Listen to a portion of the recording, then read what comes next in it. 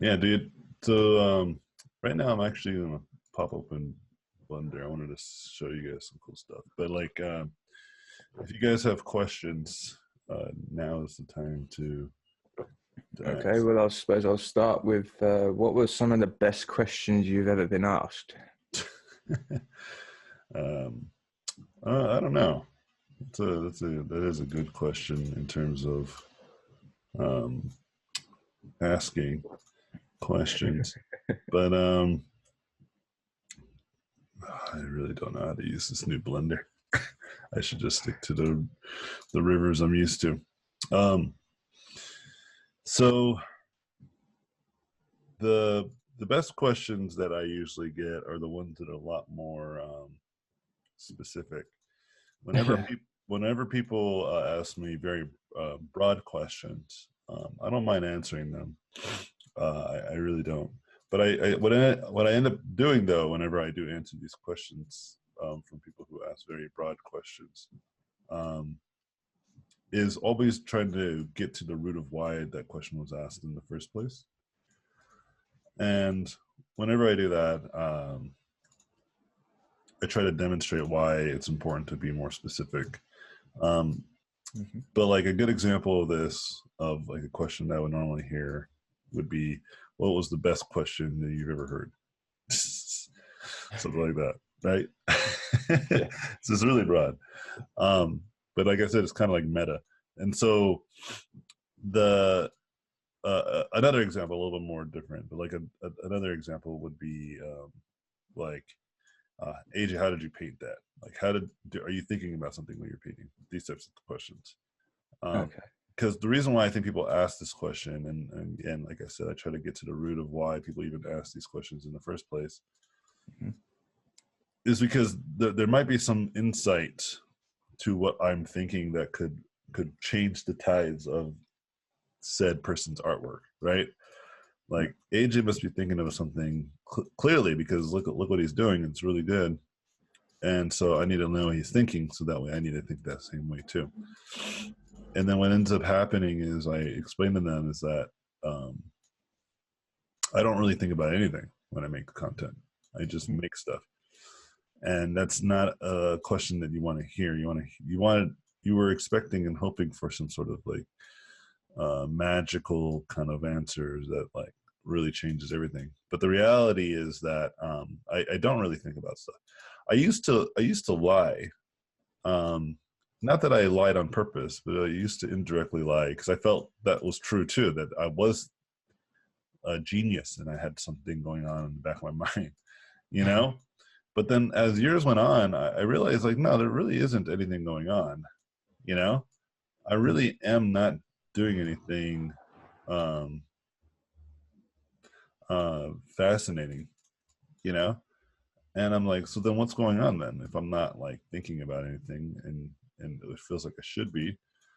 And the reality is that I learned that a lot of what I do is subconscious. I'm not even thinking about what I'm doing. And so then what does that mean? Well, that means that I trained so hard and so much that the kinds of things that are in my mind have nothing to do um, with like concept and stuff. Like, it's just I'm only thinking about um, what it is I'm drawing, right? I'm not thinking about painting. I'm not thinking about design. I'm not thinking about rendering. I'm not thinking about any of that stuff. Mhm. Why does that keep doing that? Hold on. Why do you keep doing? I have a question if I can jump in. Yeah, go for Yeah, it. hold on. So let me finish this last thought. So the point I'm making is that like, so how do you get good at that, right? But then that's what I'm saying. Like, I always like to try to answer that question that usually gets asked that's a little more broader, by demonstrating that, really you need to look inside and ask yourself these types of questions as well, to like why it is that it's um, hard for you to do it and not for me. And usually it's because of very obvious reasons of like, I have a lot more years of training, you know? Well, are you asking yourself kind of like, what problem am I trying to solve here, or anything? Like, No, I'm really, it's nothing that would help the person. that's asking the question. Let me give you a good example, and then we'll let the other question come in. So like if someone were to say to me, AJ, you need to design like a dark warlock or whatever, right? Mm-hmm. So then I would just design a dark warlock. But like the shapes, the patterns, the form, the lighting, all that stuff would be coming in without any thought at all. Yeah. And so that's the conundrum that I always had as a teacher, was like, how do I teach people that that's what's really going on? After the next question, I'll ask you more about that. Yeah, sort of. I do. I have more insightful answers to this, but that's ultimately what's going on. Whenever I think about like the best questions, they're usually very specific. Those are usually the best ones. Those ones are much easier and more tailored to the individual, rather than like some broader idea, some broader philosophy. I don't mind the broader stuff either. I'm just saying that those tend to be the better ones, because those are easier to kind of give a great answer to, like right at that moment. All right, what was the other question? My question related to painting with shapes and line art. And I watched some of your videos, the ones on your website. And obviously you talked about it in regards to the thumbnails. And I was just wondering, if you already feel more comfortable with line art, do you recommend switching to painting with shapes when it comes to thumbnails, because they are more efficient? So you're asking if you're more comfortable painting with lines, but you see the value in painting, or I'm sorry, drawing with lines, but you see the value in painting the shapes because it's faster and more efficient, right? Like you were saying. Yeah, that's right. Yeah. Should you make the switch if you can recognize that? The way that I like to answer this is, what do you want to do? Okay, so if you like doing things in line, it's not so much that it's a preference, it's just that that's all you know, right? There's a difference, right? Because if you prefer drawing in lines, that's way different. Okay, we're gonna do some cool stuff now. Yeah, you guys are wondering what's going on here, but I'll show you. You'll see. Ship one. If you prefer drawing in line, then you should. Actually, I shouldn't do this yet. And just really master that. You know what I mean? And then maybe learn how to paint or do 3D as a supplement to help you push your work even better. Yeah. You know?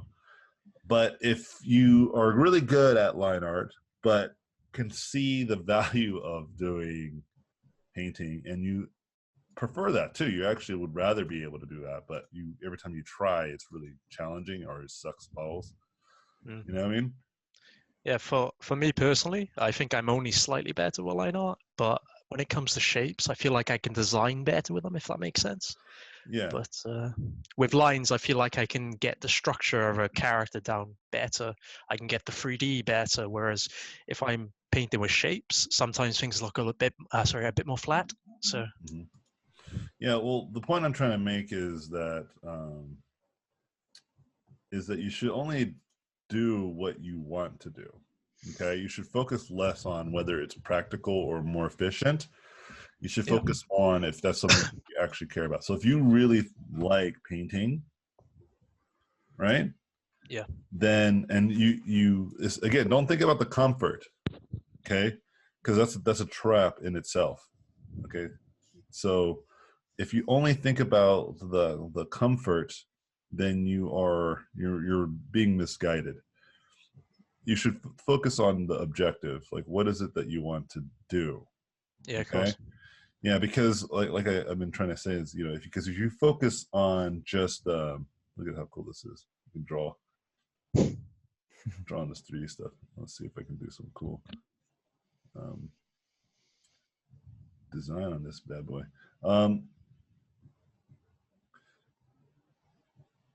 Oh yeah, bro. That is pretty sweet.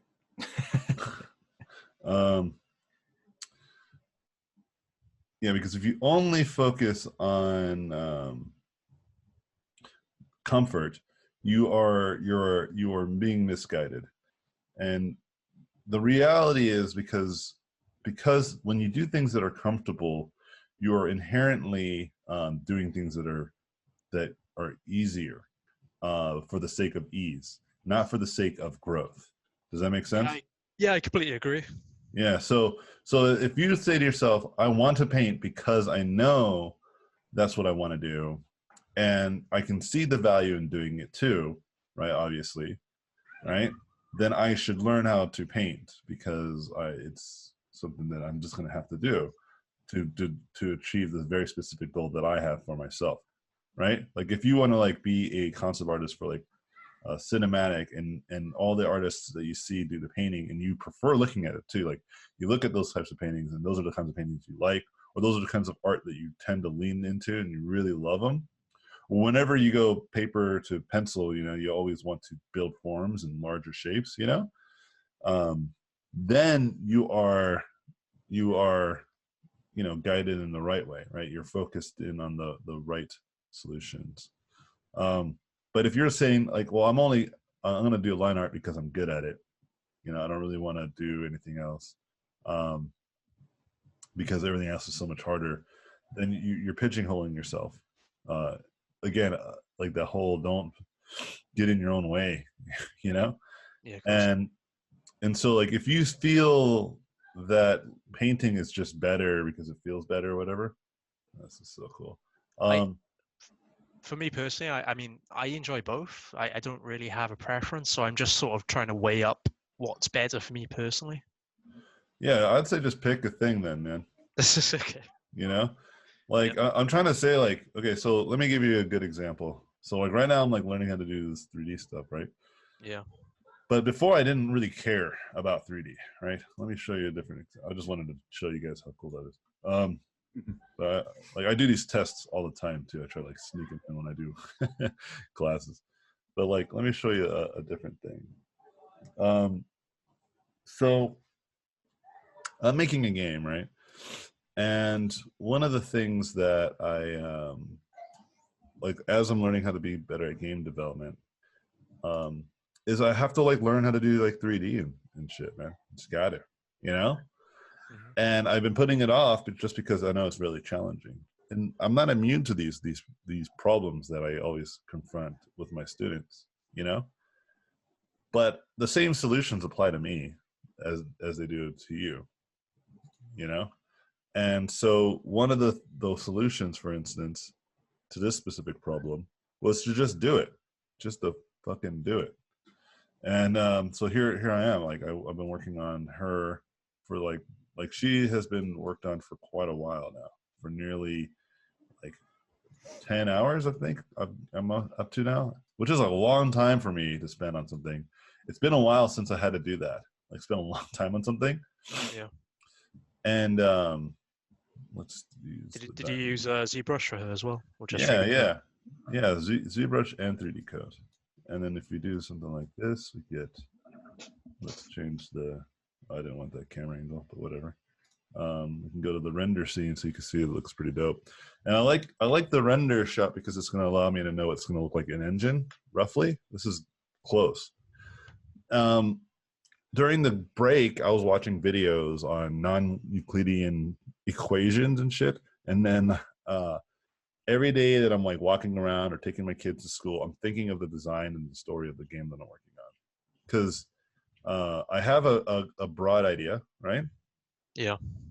But I am like, okay, what are my limits still, you know, and what am I going to have to learn? You know what I mean? Yeah. So when I say non-Euclidean, and like I was talking last night with my buddy about like I'm learning like dot product and shit like this, you know, and he was like, "What's dot product?" And I was like, I don't know either, man." That's why I'm learning it, you know, and it's just like crazy math that helps you understand like where things are positioned based off vectors and angles. It's crazy, dude. And I'm like, I don't know how to do it, and it's like pulling teeth to try to do it. But that's the same as when I was trying to learn how to do anatomy. You know, it was the same when I was learning perspective. It was the same when I was learning how to light and paint my forms. It was like pulling teeth every time. But I was like, I want to be one of the best character concept artists in this industry. I got to learn it. You know what I mean? Like there's no way around it. Like I can't cheat I have to learn it. And I'm very happy that I've done that, actually, because now that I see the tide turning and things are becoming more and more easier to do and replicate, like in this class, I even mentioned that, that you should stay away from contemporary aesthetic, right? Because of how easy it is to acquire. But it is much harder to have more stylistic taste, you know? Yeah, that was quite insightful. Yeah, and you can see that the little demon thingy that I made, like that's going to be really hard to replicate, you know.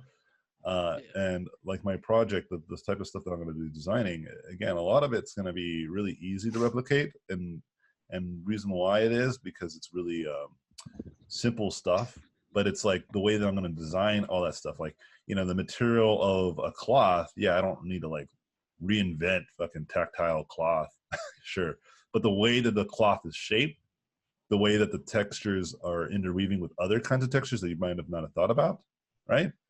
That's something that I can bring to the table as a designer, right? But the ultimate point I'm saying is like I don't shy away from things that are hard to do because they're hard. I know full well, and I think most of you guys know this like consciously, that the reason why things are hard, um, and the reason why you should do those hard things is because most people, that's where they fall off. That's just how it is. As soon as you get, like, as soon as I start showing them a little bit of equations, I know a lot of people are going to drop off. As soon as I show that you have to like spend like a little bit more time doing the thing, that's when people start to drop off, you know? And the more I can feel that that's true, the more I put my teeth into it, you know? And so, like, when going back to this whole should I paint or whatever, again, you should ask yourself that question every time. Like, is it a matter of comfort or is it a matter of like genuine prowess, right? It's great that you say that you like both, so then you don't really have to, it's not too like existential. You can just abandon one over the other, Yeah, yeah. But the idea is that you should definitely stay focused on one and just really learn it, and then you can always come back to the other whenever it's convenient, Yeah, like, especially if you live a long and healthy life, there's no reason that you can't come back to one or the other, right? Like people sure, always sure. ask like, oh man, like how did you find time learning 3D? It's like, I've been at this for almost 12 years now, right? It's like I spent like 5 or 6 years really learning how to paint. That's not a lot of years.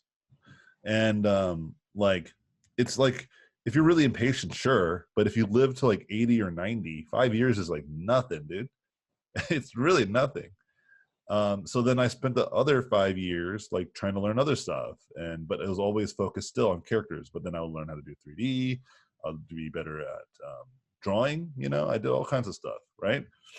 Right now, that's something that's more like traditionally inclined. I'm trying to learn how to do more what you call it environment stuff. Right.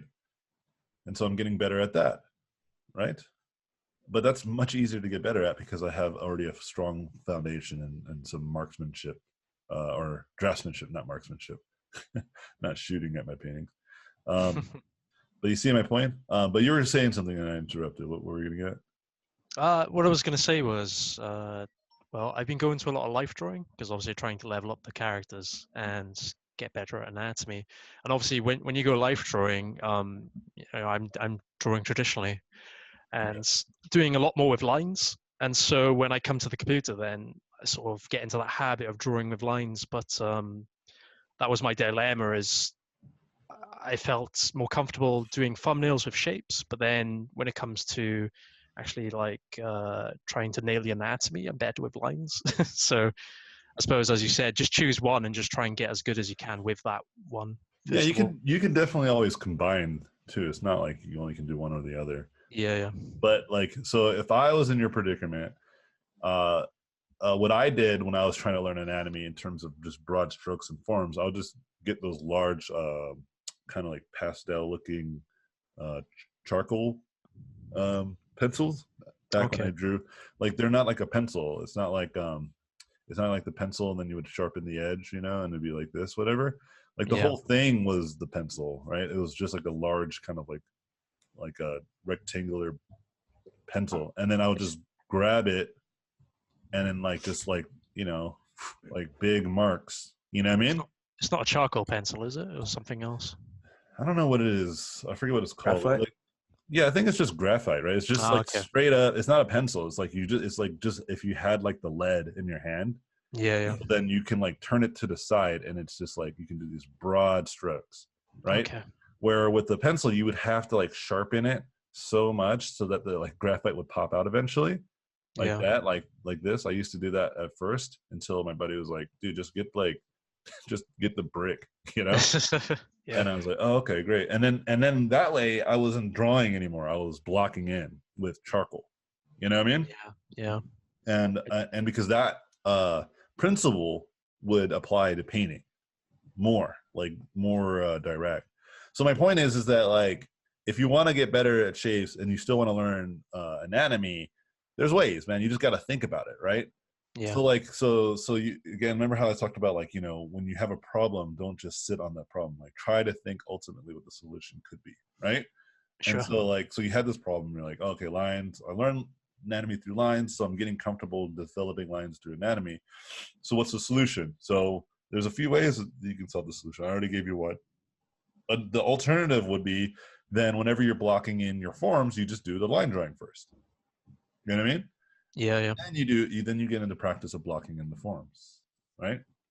Or another solution, why don't you just start learning how to paint your anatomy, right? Why don't you just paint it? Like just grab like black and white acrylic and just paint, you know? Like actually just in those life drawing sessions, just learn to paint the anatomy. And it's gonna be trash, but that's kind of the point, isn't it? Yeah. Like, because if I you were good at it, then you wouldn't need to do it. You wouldn't need to practice it. You would just be like, I already know how to paint anatomy. I don't need this practice. But when you go and do it in live and you have the paints there and you have to like mix them and match them, of course that's going to translate to like digital painting much easier than digital drawing to digital painting or traditional drawing to digital painting. There's a little bit more steps removed, isn't it? You know? yeah. So that's how I always perceive these situations. I'm always like, what's the direct connection? And if it doesn't work, then I try something else. A lot of times people also fall into the problem of they'll try something and they're like, ah, fuck, I tried. Oh well, it's like no, like it's more than that too. It's still like approach it like a scientist. Like what would a scientist do? Would a scientist be like, hey, this is how we're gonna try to land a rocket on the moon or land like a satellite on the moon. And so they do the first simulation and it's a complete failure. They're like, well, I guess we can't do it. I guess we'll better fake it. Where's Kubrick's phone number, dude? you know, like it's clear to me that they didn't do that. They did tons of research. They did tons of experiments and tons of trial and error, right? Until they sent like the first satellites to orbit the moon, the first things to land, and then they felt like, okay, it's possible. And I think Russia was actually the first people to do most of that stuff. That's kind of what created the race to do it.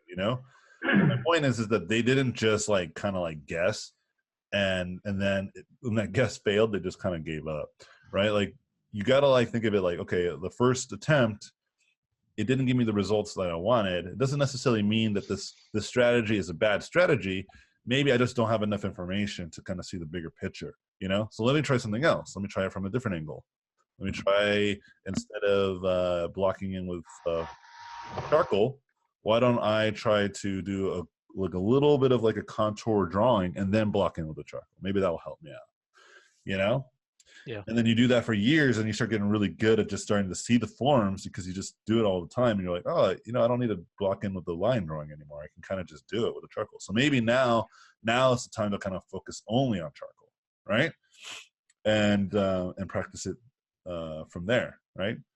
Yeah. And so forth and so on. So it's a matter of just focusing on what the bigger problem is and then jumping right into it.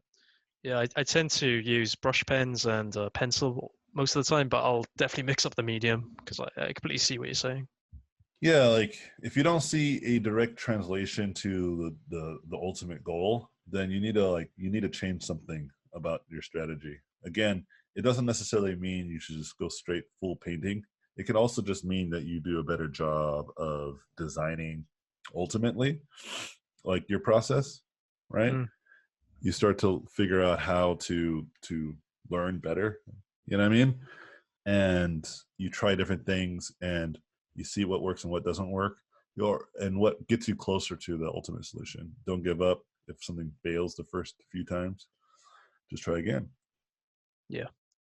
So I suppose I'll go on to my next question then. Just wondering, like, is there a sort of exercise you could recommend for improving your creativity? Oh yeah, that's a good one. So the best way to improve your creativity is to understand like what creativity is, right? I mean, like, let me ask you what you think creativity is, and then we'll go from there. Well, I suppose it's the form language and shape language.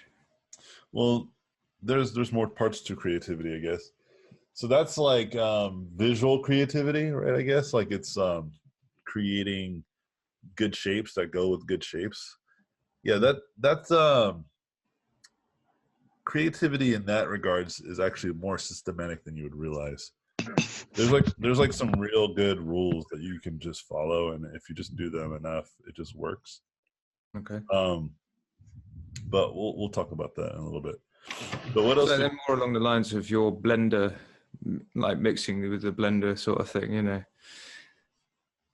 Yeah, well, so creativity in the traditional sense is just like coming up with solutions to problems that are a little bit more interesting, right? So, for instance, if we had the problem of solving the Dark Warlord like concept design, right? Yeah. Like, how do I make like a Dark Warlord look cool or different? That could be a creative problem. Yeah, definitely. Yeah. And so how do you get better at that? Well, the best way to get better at that is to just have more information in your head. Okay. Mm-hmm. Like if you only know of like, I like to think of it like the Halloween costume problem. Okay. It's like if you only know about like Halloween costumes, right? I mean, sorry, not Halloween costumes, like just like generic ideas. Like if I said Roman warrior, like what's the first thing that comes to your head? That's a Halloween costume, right? It's just super generic. It's not anything really challenging. But if I were to ask you to like really solve that problem, then you just keep thinking and exploring. That's how you become a creative problem solver. A good example of this once is one of my students did a excuse me. Oh man. One of my students, he designed a dragon warrior or dragon hunter. Mm-hmm. And when he submitted the work, it was really cool because what he did was he said that a lot of the armor was heavily inspired by like firefighters and what they wear and how they wear it. Okay, cool. And I was like, oh, that's pretty cool. That's pretty creative. And so like he designed like a lot of the shapes of the helmets and the weapons were like fire retardant, you know? And it was basically like a super cool concept he ended up with. But that's creative because he didn't just look at it in this lens of only doing one type of thing. He thought about like how it could be cooler. They did something similar in How to Train Your Dragon, where a lot of the characters would just wear dragon scales, because dragon scales were already fireproof, you know. Yeah. And I thought, well, again, very creative solution to this idea of a culture that only lives amongst the dragons. And in a lot of the designs, you can tell that they thought it through. They thought about all these different problems that a society of that nature would have to adapt to. So how do you get better at that? Like, how do you exercise that? Well, again, you just got to experience stuff. You got to watch movies. You got to read books. You got to watch YouTube videos about cool stuff, cool ideas. Look into the scientific literature if you can, or watch people talk about the scientific literature, or listen to people talk about it. Mm-hmm. So your brain can just be constantly fueled with like have a look at various tools and stuff of different professions. Yeah, like just basically be smarter, right? Just have a bigger understanding of a lot of different things. That's how you could be creative in that sense. Now to kind of go to your definition of what you started with, which was more like the visual creativity. and I said that this is a lot more systematic. This is what I mean. So there is like the theory of like gravity, right? Like the theory of evolution, and for whatever reason, there's like a huge thought of like, listen, man, like, you know, that's just your theory, as if that, or it's just a theory, as if a theory is like someone's opinion. Like, for instance, if I say I hate Lord of the Rings and you say you love Lord of the Rings, neither of us are right or wrong, right? It's our personal opinion. Yeah. Now, if you were to ask me, is Lord of the Rings a good movie, or was it a successful franchise? The answer is empirically yes, regardless of my opinion of hating it, let's say, right? I'm allowed to hate something that is very successful, but to deny that it's successful would be factually wrong, right?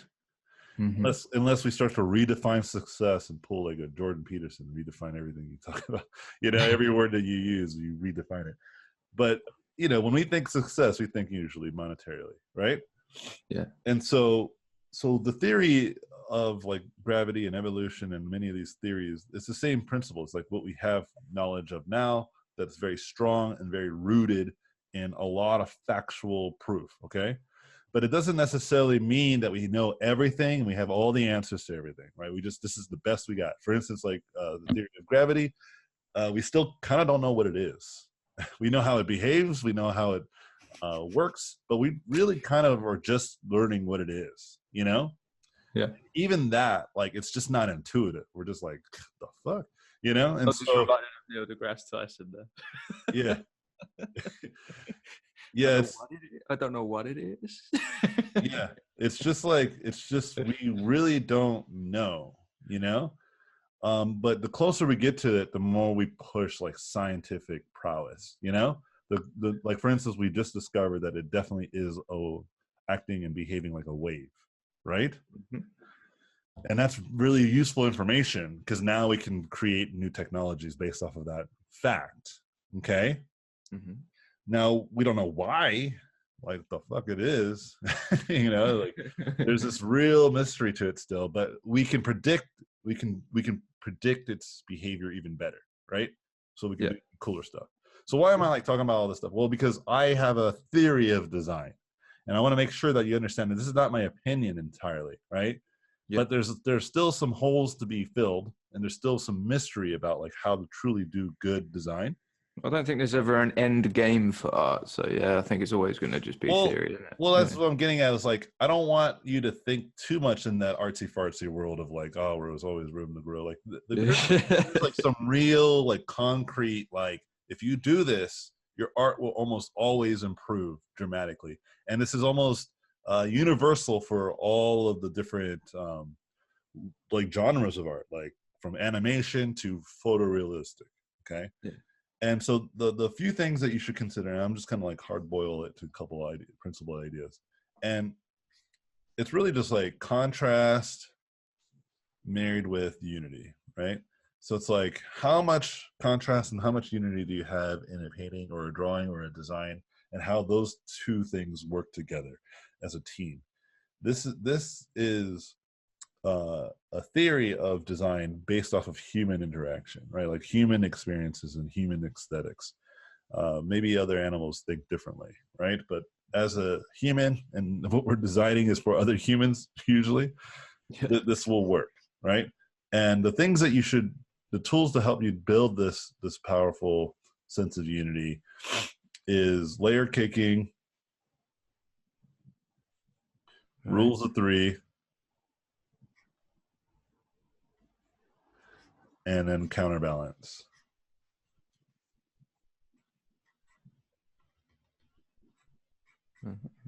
Okay, so what is counterbalance? What is rules of three? What is layer caking? So if you've watched any of my videos, I've talked about these plenty of times, but let's really get into them again. So layer caking is like if you have like a shape, and then you should try to immediately follow it up with like another shape and another shape, but then like these shapes should be of different sizes. So this one right here is like a large one. This one on top is smaller. The one on the bottom is medium. So that in itself feels good already. Versus if we just had a bunch of rando shapes that are all equally sized. It's kind of gross looking already, right? But then rules of three is like, okay, we have like a shape pattern, and we just kind of repeat it a few times. In this instance, it's like the rules of three, so we do it three times. So why don't we keep the size of these shapes, but let's kind of like make them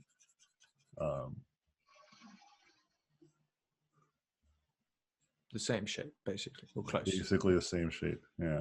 And you can see that already has improved what we had before pretty rapidly, right? Yeah. And then counterbalance is just the idea of like, when you have one texture, you should follow it up with a different texture, but then if you can immediately follow it up again with a similar texture. Nice, okay.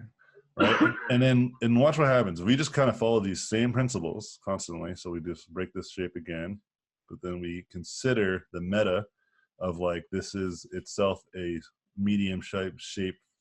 This is a larger shape, but then even this is a thin spacing. This is kind of a thin one too, but this is a medium. This is a large, right? Mm-hmm. Sort of subdividing the shapes, and then and then you can kind of just keep doing that. Keep applying it, yeah. And then we can kind of go here and do it right here, maybe. All right, so give me 1 second. Be right back. Come on. Okay.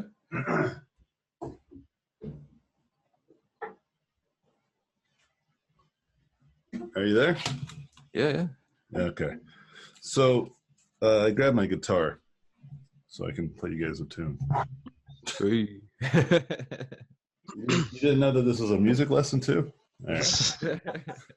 This is character design and how to play guitar. Hold on. Let me so this principle doesn't just apply to like I need to like give myself more slack. Hold on. Okay. This principle doesn't just apply. Yeah, this principle doesn't just apply to like art. It's like visual art. It's true for like music and storytelling and anything else. Like humans in general, we like a little bit of novelty, but also familiarity, right?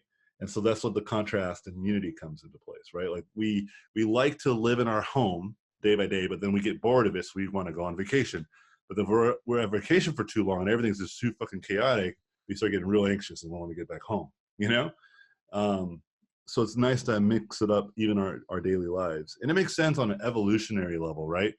Like if you were like in a very successful tribe and then you were in this very successful tribe and then you're just like, you know what, guys, I know we have like good roots here. We have fresh water, great system of protection. I just want to try it on my own. Yeah, fuck y'all. I'm going to go out in the wilderness, just like live in the wilderness. There were our ancestors who had that mentality. They died. They got eaten by lions. You know what I mean? They died, yeah. Yeah, they're dead. Right, exactly. They didn't get to pass their seed because they were stupid. Like the ape that's like going through the trees and it's just like, oh, this is dope. You know what, though? I want to just like randomly just jump to that branch. You know, I've never seen a branch like that before. I've never been experienced, but you know what, I'm just gonna go for it. And then you just go for it, and then branch breaks, you fall to your death, right? Yeah. I was watching a show called Brain Games, and we're talking about jealousy is definitely built into our bones. And it showed like how these little kids were like really like whining and crying, and they're saying that behavior is a very strong instinctual behavior because it allows us to get attention from our mother when we're not getting attention. And that makes sense if like if you're a litter of like 5 or 6 children and you're whining and crying, and then you know, your mom comes to you and gives you some milk, right? Yeah. So that makes sense, right? Especially like jealousy specifically on an evolutionary stage. But that, obviously the jealousy is a kind of like a really terrible trait to have as an adult in the modern world, right? There's too many things to be jealous of, and our bodies and our like our physical state is not built for it. Does that make sense? So that's why you have a lot more people that are way more anxious than they should be, way more depressed than they should be, because of like our modern tools have brought us. We're just a bunch of fucking apes with like technology all around us. It's kind of crazy, really think about it. We're really just animals with like too much stuff, you know. Yeah. And this is specifically modern humans, not our ancestors. But anyway, so like let's think about like the song. So like, you know, we got layer kicking. So layer kicking to me is, or like, let's start with counterbalance, which will be the number 3. The counterbalance is just like the basic rhythm, like, right? We got that rhythm like do do do do do do do do do, and that's like could be the drums, that could be the way the guitar is strumming, right? But that you need that rhythm throughout the whole thing. That's the counterbalance, like the rhythm of the textures, right? Right. Yeah. If I were to just go like really random, like,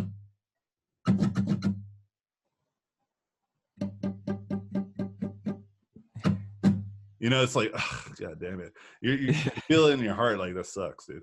You know. But if it's like,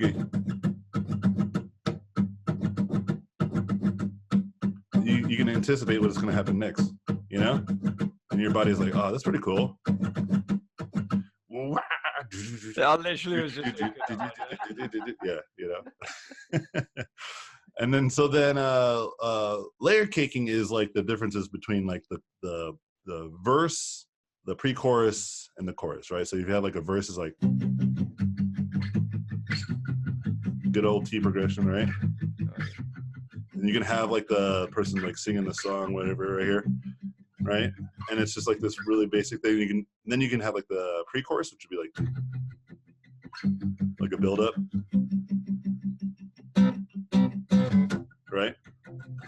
And then it goes into the chorus. Blink-182 or something. Yeah, it's like a Blink-182 song. Then it goes into the chorus, which could be similar to the verse or different, but it usually is different. It's usually like, you know what I mean? Yeah. And then you repeat it, right? Yeah. And that feels nice and feels pretty predictable. So then what are the rules of 3? So the rules of 3 would be something along the lines of, get out of here. Giving guitar lessons now? Yeah, you know me. And so my wife's like, what the hell? She just came back from the gym. So then the rules of 3 would be that we do the verse again, right? We come back to the verse, right? That we even had like a verse to come back to, you know what I mean? And then we go back to the pre-chorus again, right? So that's like the second time that we've come back to the pre-chorus to then to have the chorus, right? You know what I mean? Yep. And then we usually will try to break it up. So we'll try to have like some more like separation. So then maybe we will like have like a methodical verse, but we're back to the verse, right? On the last one. And then we'll have like a methodical version of the pre-chorus. Right? And then you go into the chorus again, right? But maybe at the very last version, the third rules of 3 there, we have like a double bass going on or something, or a slower beat of the drum, you know, so we can still kind of mix it up. And so even in music, you'll see that, and it's like the same with like riffs and stuff, because then you can get macro, right? So you can go like,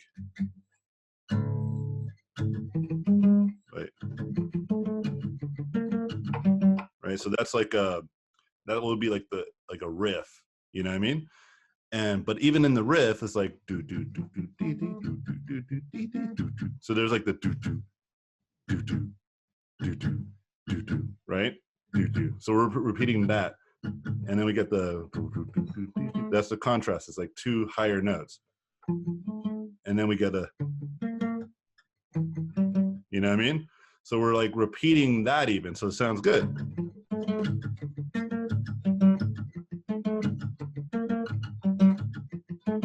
You know what I mean?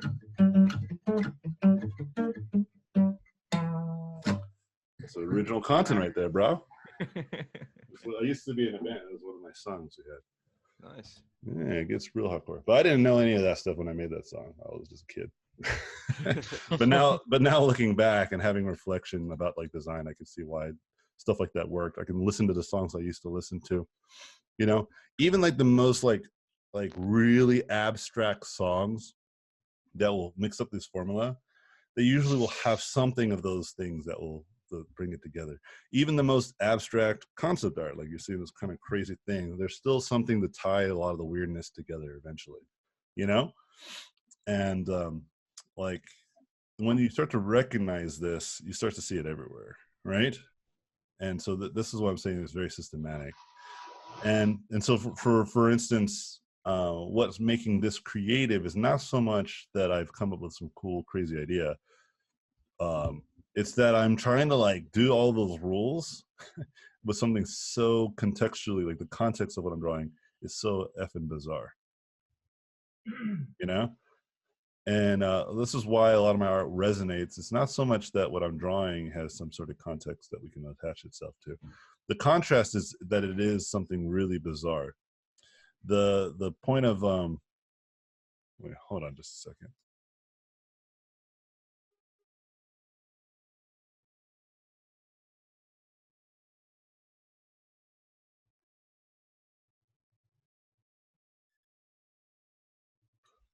Yeah, so then sorry about that. So then like the point I'm making is that like I'm focusing on this really abstract design, but I'm using all those rules to make something appealing.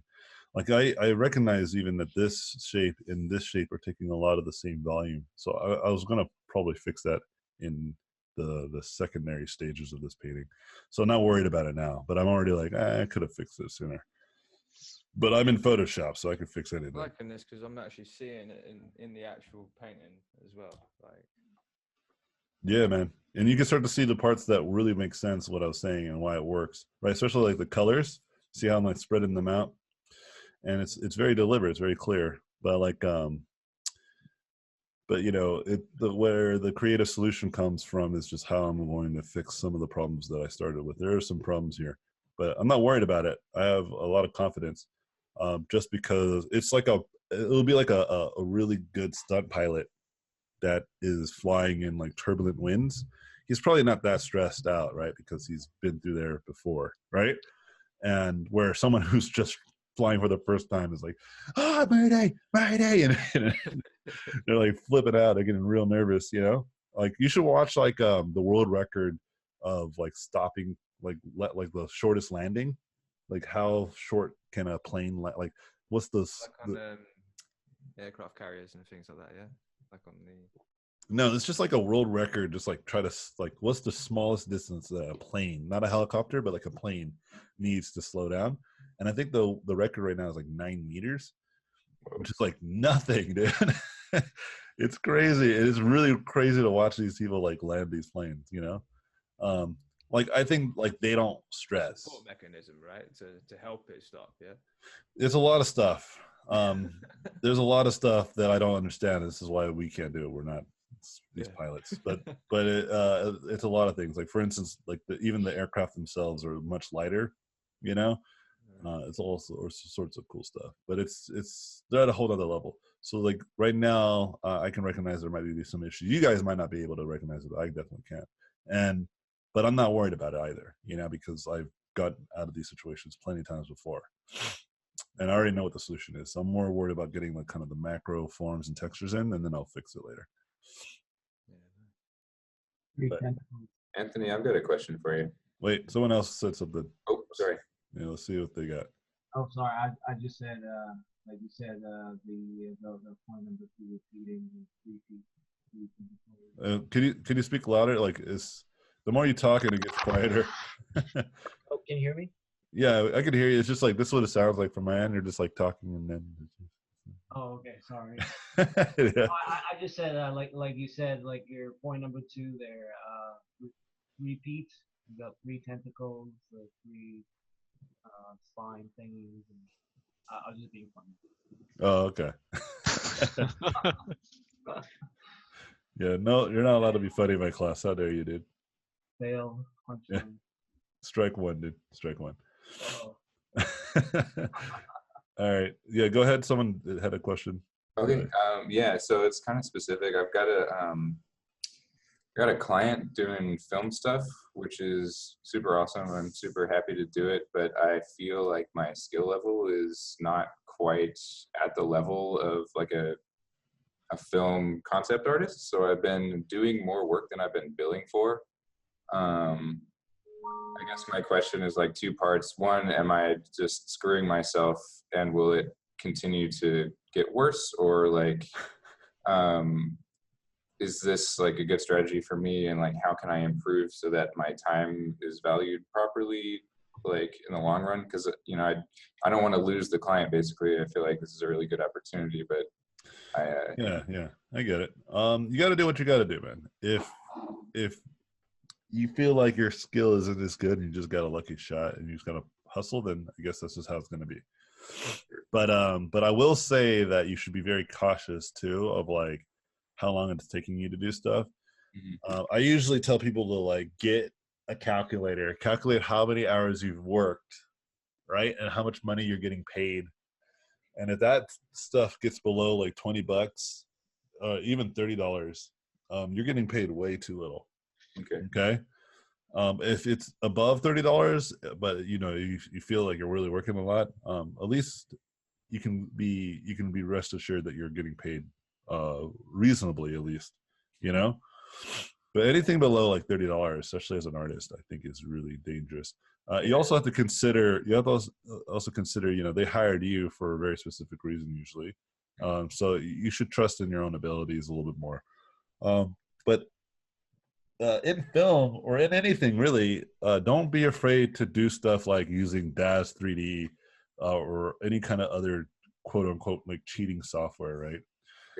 Like just make good art. Obviously do not steal, but like if you're using like 3D and like photo bashing and all these tricks that you see and you're the principle of it all. No, fuck the principle, man. You're doing a job, and I do it all the time, especially in the earlier in my career. I still do it from time to time now, but it's like very rare now because most people do hire me because of my paintings, right? But there was a time that wasn't true, and I felt the same way that you were feeling, and so I would just supplement it with like photo bashing or 3D bashing and all these types of stuff. And the reason why I think this is important to understand is because you have to respect that that it's a job, and you need to do a good job, right? And so only other artists take issue with people who don't paint everything. Usually your client doesn't, Again, unless you straight up steal someone else's artwork, like people are gonna hate on you regardless of your process,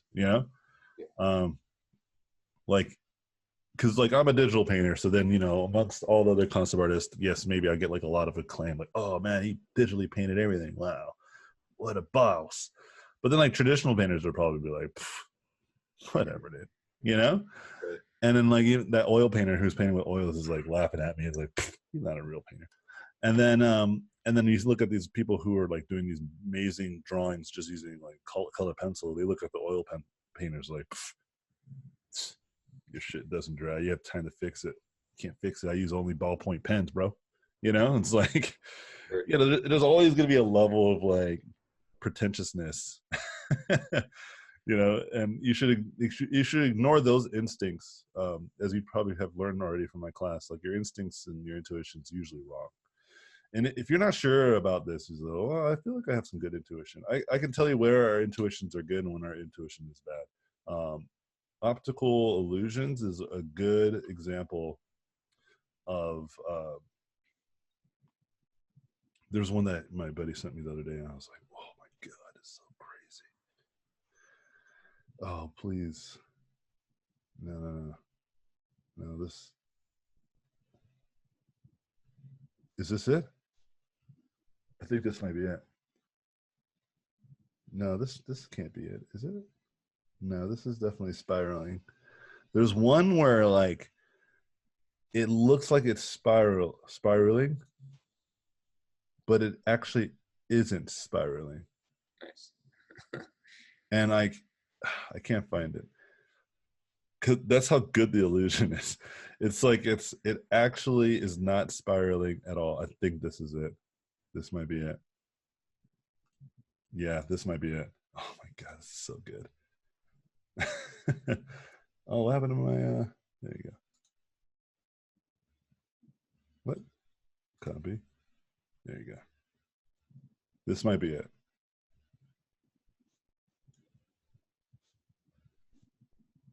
Okay.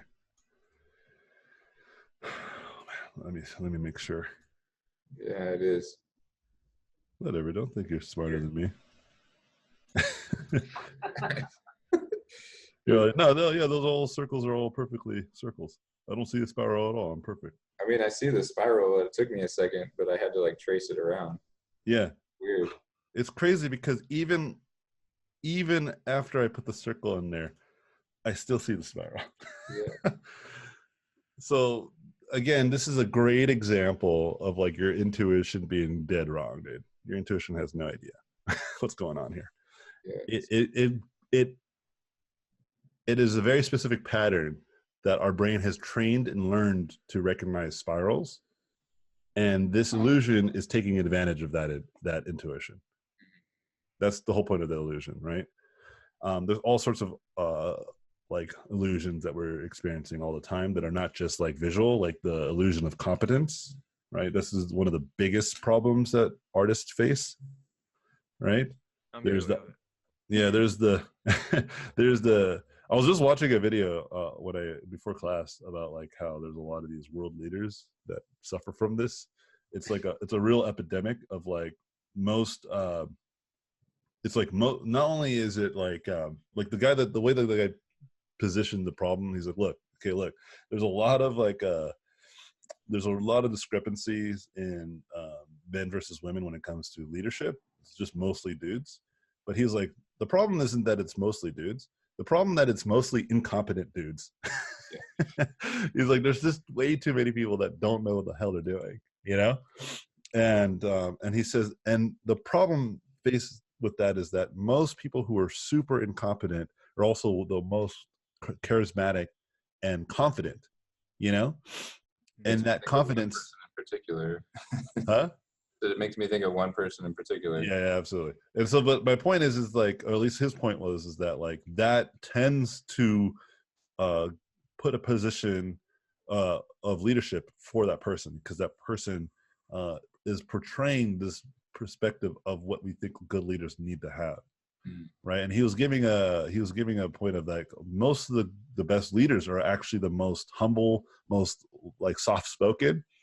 And if you look at people like Abraham Lincoln, George Washington, those two specifically I could think of, especially Abraham Lincoln, there's records of like, so people said like he was really soft spoken and really introvert, like really to himself, you know? He wasn't the kind of person that like would have that charisma that we would normally expect. Yeah, he did speeches and he gave great speeches, but they were very calculated, well thought through. And introverts aren't people that can't talk in front of people or can't be social. They just prefer not to be, you know? And so like they don't need it, right? Where extrovert like always wants that attention, always needs to be socially engaged, right? And so anyway, the point I'm making is that like there's all sorts of illusions, there's all sorts of things that get in the way of our growth, you know, and you just gotta always just fight against that intuition. So in this case with you, like, you know, your intuition is that you're probably failing miserably and you're like, you need to really do a good job, where you might be already doing a good job, dude. You might already be doing fine, you know, and you shouldn't feel afraid of like using different tools that might feel like cheating. Like nobody's gonna judge you on that other than other artists. You know what I mean? Again, it's just like, because our intuitions is that it's not real unless someone really put all that effort in themselves, you know? Sharing the effort seems wrong. But again, history has gone to show that, you know, although Abraham Lincoln, let's use him again as a great example, although Abraham Lincoln had these really, profound ideas about how government should be ran and how we should help each other and think of each other differently. It wasn't like he fought the war by himself.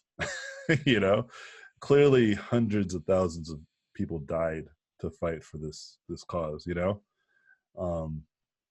And it took a lot of effort, and a lot of other people who were in his camp, the people who supported him, his own personal life experiences that made him have these ideas. So he wasn't built in a vacuum, is what I'm getting at, right? Like his whole system. And so the point I'm trying to make is that don't necessarily live in that vacuum either. Don't think that you can only do one way because of your own unnecessary bias and intuition as a human. Right? Like, it's all about output. You know what I mean? Like, whatever comes out is, if it's good, it's good, man. And if you personally like to paint and you personally want to get better at this, then you just need to make a personal attempt to get better at it outside of work. Because when you're working, that's not the best time to experiment, is it? Right? For instance, could you imagine if you went to a restaurant and you're like, give me a burger with fries? And the guy's like, you know what? I'm going to try something different today. Like, wait, you're like, wait, what? Look, man, I saw this on YouTube. It's really cool. The guy like cooks the bun under like some tomato, like as the fryer. And then like he throws just like, no, man, I don't want any of that. Just like a good old, like whatever you guys normally would make. It's like, no, listen, dude, I'm going to throw some tuna in there. It's going to be cool. Like I heard like it adds like more to the flavor profile. All right, now, bro, just like throw it in the fryer, the fries, grill the burger, and just put it on my dish.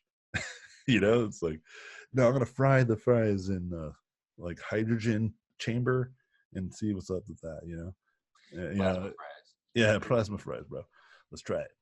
Yeah, you would probably never eat at the restaurant again, unless that was the novelty of the restaurant. It's like, just name a thing, and then we'll just try to make it. But then at least the person's prepared for that, right? But like in this scenario, I'm trying to say, like, your client has told you to draw a door, you draw a door. You know what I mean? And however you get that door, it doesn't really matter, as long as you don't straight up like rip other people's artwork. That's the only caveat. Cool. Yeah, and you'll feel way less stressed out, man, when you start to do that. And then again, like I said, if you want to get better at painting and all that good stuff, like myself, that's what I did, right? I wanted to have a real skill in this because I knew that it would pay off in the future, right? As it has. I just worked on it whenever I could. I would do lunch sketches. I would do it after work, I would do morning sketches and morning paintings. One of my old students, he started doing that, and then he got a art test from a studio that he really wants to work for. But the point I'm making is that, like, he wasn't doing personal work before. He was just kind of like just working because he works on casino games. Yeah. And I was like, well, no one's going to hire you if you don't like put the kind of work that you actually want to do out there. And so he started doing that, and it worked out. If you're expected to do like the kind of painting stuff that you want, you got to build a portfolio for that. But if you got a job that just requires you to just pump out work like constantly, then you just got to pump out work constantly. Okay. All right. Yeah. Hope that helps. It was really prefaced with a lot of like side lecturing, but I hope that still makes sense to you. No, it totally does. It's hard to keep everything in perspective when you got a deadline looming over your head and you want to like do the best you can. Yeah, absolutely. That's why I say like focus that you have a deadline, not that you are an artist, and have like this kind of weird artistic integrity that you have to do everything handcrafted. You gotta like go and make the paints from mud and clay yourself. That's stupid. It's just make good art and give it to your client and get paid. Totally. And then all that creative stuff, do it on your own time. That's the best time to do it because there's no pressure. You can really try. You can really experiment. Going back to that weird restaurant chef that was like, I'm going to make you a pasta. I want a burger, bro. No, pasta, bro. Let's do it. If you want to do that on your own time, then it's completely, obviously more reasonable. Right? I want to make a pasta for myself. I want to see how I can make this beautiful pasta. Anyway, Any other questions? On that topic about using 3D as a base for concept art, which one would you say it's easier to get into, Blender or Dash 3D? Oh, I would say that Death 3D is probably easier. It's literally built to just be like kind of like a tool you just jump in and just make really kind of base stuff. It's mostly garbage, the kind of stuff that you can make from that. So it's really you're really relying on it for the ease of use and just like easily to make, like, because they give you a lot of cool stuff, you know, and some basic lighting. But then it's upon you to actually do something with that, you know what I mean? But I would actually recommend learning Blender, because Blender is a tool that will have compound interest, meaning that the better you get at Blender, the better you'll just be able to make good art in general, because Blender is a good tool, you know what I mean? And it's free. So it's kind of like no reason not to really learn it, you know?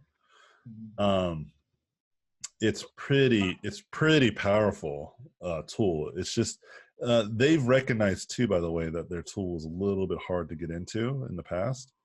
So that's what the 2.8 beta is about. The beta is supposed to kind of circumvent that usability problem that they were running into, you know? Like, so for instance, one of the biggest things, and even like the guy who like does all the tutorials for them, like the Blender guru guy, recognized that, like, he's like, look, man, like when you first jump into the software and left click is not select, right click is actually select everything, like that's already like gonna turn off like a huge subset of people, you know, because every tool that these people have ever, any kind of technology that these people have ever touched, left click has always been default select. And then this software, just for whatever reason, like as soon as you left click, it's like psych, you know. That's why I was struggling so hard with it the first time. Yeah, you know, and let me tell you, like I did too. And then I watched the guru guy, and he was talking about it, and he's like, yeah, you know, they should have fucking I'm trying to do an Australian accent.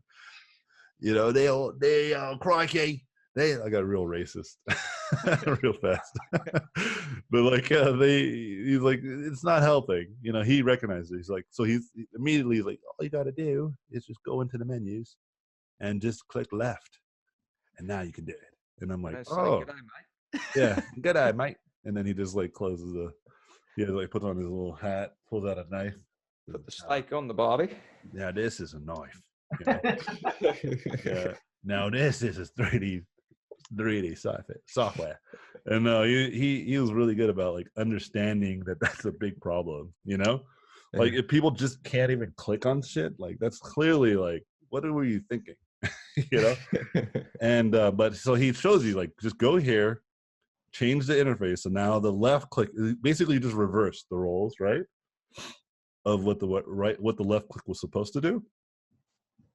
And now it's your right click, and then your left click is now your selection.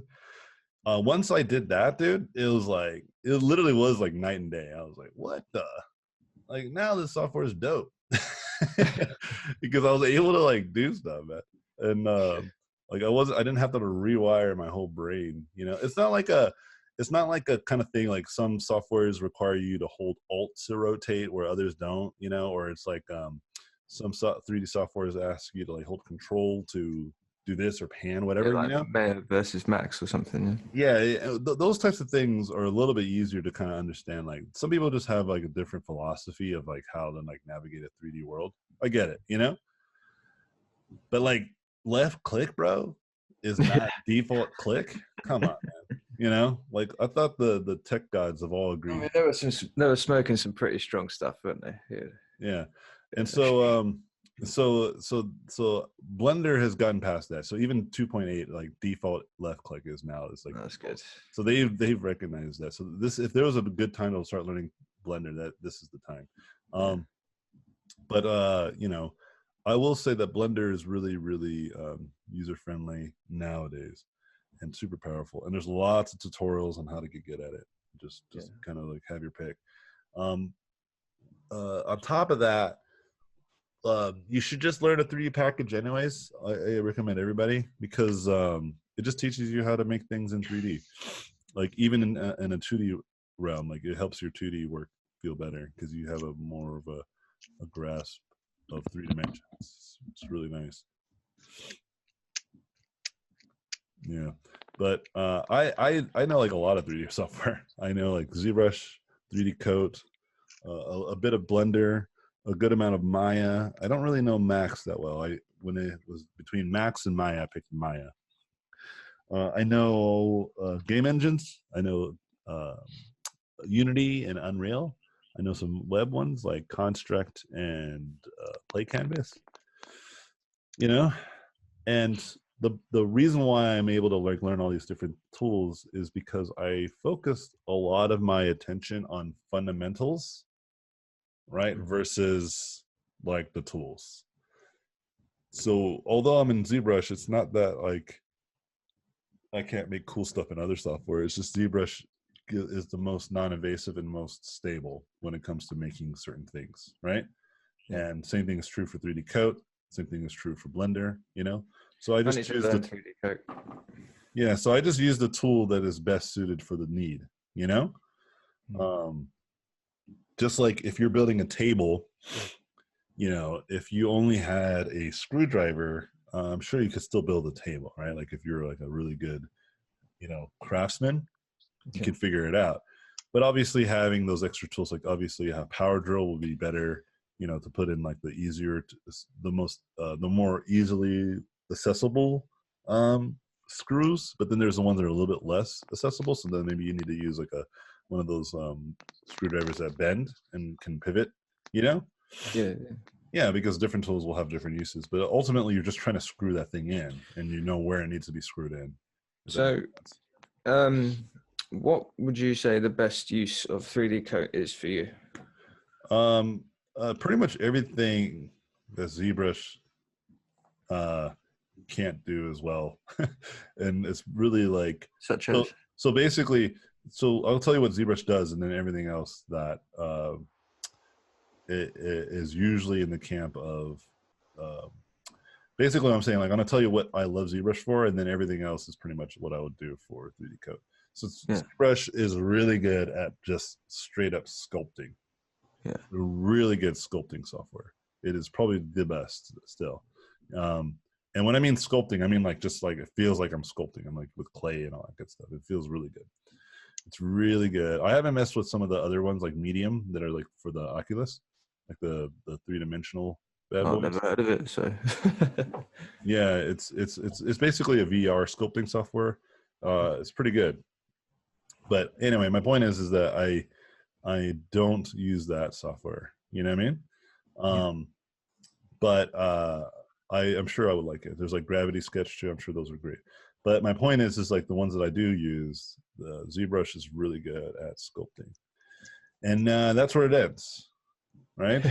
And so then what is 3D Coat really good at? Well, like hard surface, texturing, unwrapping, or topology, all of like the other 3D stuff that you would like to have in a 3D package. Hard surface designing in 3D Coat is really, really good. It's really easy comparatively. But, you know, with that being said, I don't think that ZBrush is bad at that either. Yeah, I've seen some people do some amazing stuff from hard surface to non-hard surface. Obviously, people have made cool things in ZBrush from all sorts of things, you know? Yeah. But when I feel like I have to fight the software to achieve, like when you watch people make something in a tool and they're like, so you got to like do all these things before you can actually get started. That to me says that's a bad design, right? So for instance, like for me to get started with a painting in Photoshop, all I got to do is just have a brush, and then I can get painting, right? That's really easy. So when it comes to sculpting in ZBrush, all I need to do is just have a brush, and I can start sculpting. You know what I mean? 3D code, it's not so much like that. Like I have to adjust the brushes. I have to like make them work a very specific way to kind of get the results that I'm expecting. That's not great. Now, when it comes to hard surface, all I need to do is to have just one or two tools. Like get essentially the same thing as I'm talking about, right? Nice. But with 3D, with ZBrush, it's like, again, it's like a whole thing. It's like a process. You know what I mean? Yeah. Trend And- dynamic, all that stuff. Yeah. No, I'm talking about like truly like hard surface, something that looks real dope. You know? So let me give you a quick example. Since I have still a couple more minutes to talk with you guys. So I have this shape. Let me change the lighting to something that's a little more appealing. Okay. So I have this shape, right? Mm-hmm. So I can just start. I can start making something. Right? And then I can just start changing the materials. Oh, wow. And then I got some hard surface. So hard surface nonsense. That's cool. Right? Yeah. This is clearly much more intuitive. You know what I mean? Yeah, much better cut tool. Oh yeah. And watch this. You haven't even seen half of it. You have no idea. No clue what's about to happen to you right now. See, that's a cut tool that hides it, but then you can unhide parts of it. Oh wow. So you can get like these really, That is sick. really fascinating, like hard cuts, dude, that just wouldn't happen in Z. Like to do such a thing in ZBrush, like Yeah. you'd have to create polygroups, you have to separate it into the appended meshes, mask you have to it do and all all this stuff. Yeah. And like I said, it's not that you can't do it. Like I've seen people do amazing things in ZBrush that are like really unbelievable. They're beautiful, but it's a thing. It's like a whole thing. Okay. Yeah. Okay. Now let's try like sculpting. Okay. So it's not like I can't just use their sculpting tools. It just doesn't react the way that I'm expecting. It's a little kind of chaotic, you know?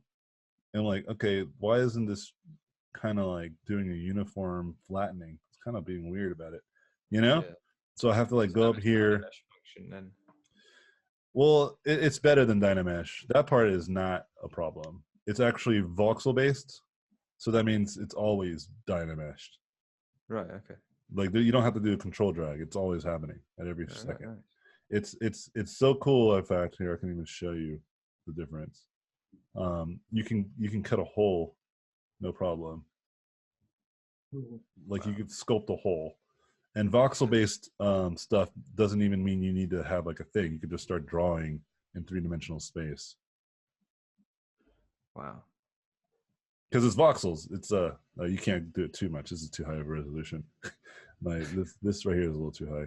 Yeah, 5 million. But see, like it was like a 5 million, and it was running pretty smoothly mostly. But I think it's because I have Stream. I'm doing the class. I have Photoshop open. Got this. I got too many things open. So I'm gonna close. Get out of here. But because it's voxels are 3D pixels, Right.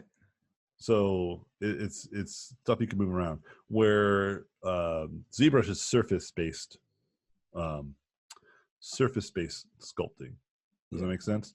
It's a 3D box essentially. You know, a really elaborate 3D box. You know, when you start to have like millions of polygons, but it's a shell. You know, you can't cut a hole. It doesn't actually have volume. You know what I mean? Yeah. Where voxels has volume. There's pixels in between those pixels. You know what I mean? Right. So when you're cutting a hole, that's what you're doing. You're just moving those pixels out or deleting them from existence. You know? Yeah, I'm definitely gonna pick up 3D code then. That looks cool. Yeah, and one of my Shit, friends. man. Yeah, one of my friends gave me the best advice about this. He says, you know, like, would I rather spend 5 hours doing something in one tool, or spend 1 hour doing something in 5 different tools? And I was like, I see. So basically, he was saying, yeah, you may feel more comfortable in one tool, but if it takes you much longer, what's the point? Exactly. Like, why don't you just use those other tools that do those things just better, right? And do it in much faster time. Yeah, you're jumping from one software to another. Sure, it feels kind of disjointed, but if you look at the actual timeline of how long it took you to get it done, that's really what matters. You know, It's all about the output, not about how you do it. Like, some people focus way too much on the input, is what I'm getting at. They focus way too much like, I don't want to get out of here. I want to stay I'm here guilty of forever. that. I was a bit of a sort of traditionalist sort of thing. Oh, you didn't paint that. You know? Yeah. No, I get it. I And, don't really care so much. You know? yeah, and if you do care about that, then you just got to get really good at that thing, and you have to compete against people who don't care about that. You know, it's not a fair playing field. There's not leagues, right? Like, there's not the digital art division versus the photo bash division and the 3D artist division, right? Yeah. It's not like the Olympics, you know. Like, they're not gonna have Usain Bolt like run the marathon. I get that, right? Like, but in the context of our concept art, it would be like they would make Usain Bolt go against Michael Phelps in swimming. You know, it's like it's like different things, but it's like, oh, you know, it's all about the output, whatever is the final result. And so if you only do line art, or if you only paint, or you only use photo bashing, what tends to matter the most is not so much the way you did it, but how good it is. Yeah, that's all that really matters, and that's what should matter. Anything else is like, again, like it falls into this pretentious attitude about stuff, and it's not smart. It's not really good strats in the long run. So, all right, I'm gonna end the class here, y'all. Great questions, great session. You guys asked a lot of good ones. You guys have the week end and like a couple days in the next week, so use that time wisely. Don't be strangers to one another. Push yourselves hard, and become the best you guys can possibly become in the next week or so. All right. Awesome. Remember, if you submit your best efforts, that's all that matters to me. Okay. If your work is kind of garbage and you feel really crappy about it, write down why and talk to me what was going through your head, but really try to complete the assignment regardless of those feelings. Okay. Yeah. And with that, I'll see you guys later. Have a good one. Peace out, friends. Thank you for watching this video. I appreciate it. Please subscribe to watch more in the future. If you liked the video, I would appreciate a thumbs up. If you like this content, you can go to my website, robotpencil.net, where you can find mentorships, tutorials, and a Patreon to get more exclusive content. Thanks again, and I'll see you guys in my next videos.